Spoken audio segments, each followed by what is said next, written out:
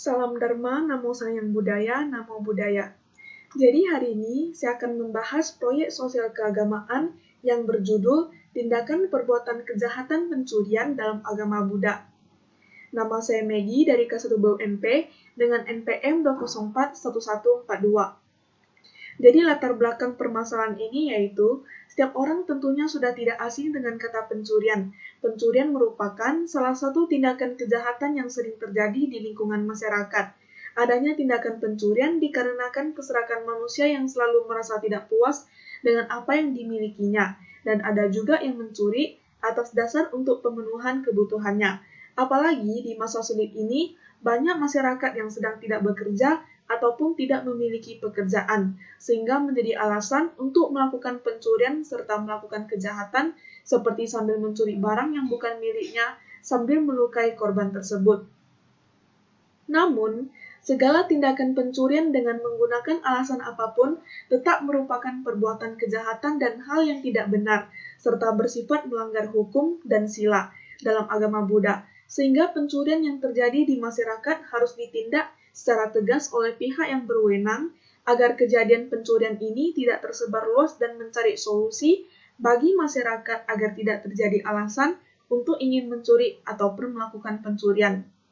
Dalam agama Buddha juga mengajarkan kepada kita bahwa akibat dari mencuri akan membawa penderitaan bagi si pencuri itu sendiri. Tindakan pencurian merupakan perbuatan yang melanggar sila. Suatu perbuatan dapat dikatakan melanggar sila bila faktor-faktor yang mendasari perbuatan itu terpenuhi, maka pelaku tersebut akan terus mencuri.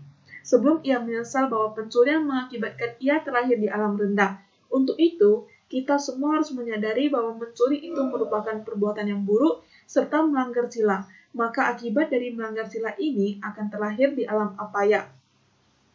Sebagai salah satu contoh kasus pencurian yang dilakukan karena faktor ekonomi, yaitu pada pagi hari di Pasar Menawa, ada seorang anak muda ingin membeli makan untuk ibunya yang sedang sakit. Karena kondisi keluarga mereka lagi kurang mampu, dan anak muda tersebut juga tidak bekerja, maka ia tidak memiliki uang untuk membelinya. Pada saat itu, dia hanya bisa melihat sekitar dan berpikir bahwa cara apa untuk dapat membeli makanan ibunya. Kemudian ada seorang orang tua yang sedang belanja sayur di sampingnya.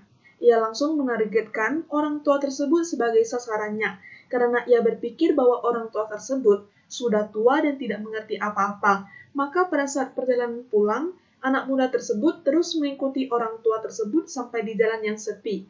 Kemudian anak muda tersebut langsung mencuri tas orang tuanya dengan maksud tidak ingin melukai orang tua tersebut, namun hanya ingin mendapatkan uang untuk membeli makanan ibunya. Tanpa memikirkan apapun, namun itu juga merupakan perbuatan kejahatan yang termasuk dalam melanggar sila. Jadi kesimpulan dari cerita tersebut dapat disimpulkan bahwa anak muda tersebut melakukan pencurian dikarenakan oleh faktor ekonomi keluarga yang kurang mampu dan ia sangat khawatir dengan kondisi ibunya. Maka ia tidak berpikir panjang bahwa pencurian merupakan perbuatan yang melanggar sila dan tidak boleh dilakukan walaupun sedang mengalami kesulitan ataupun kesusahan.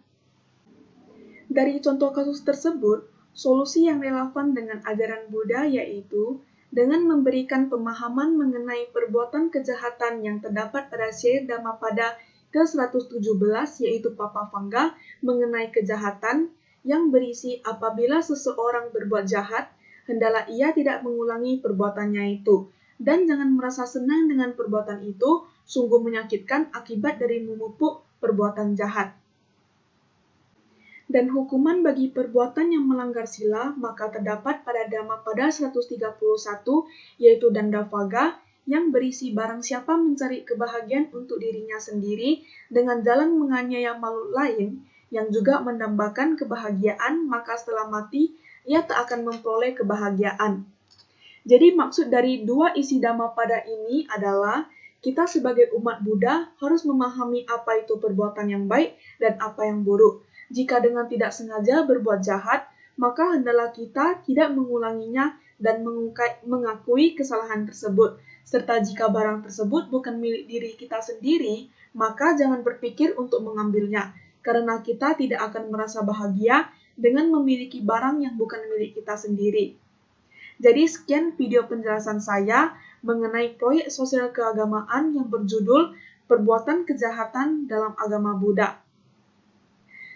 Mohon maaf jika ada kesalahan kata ataupun kesalahan pemahaman lainnya. Terima kasih.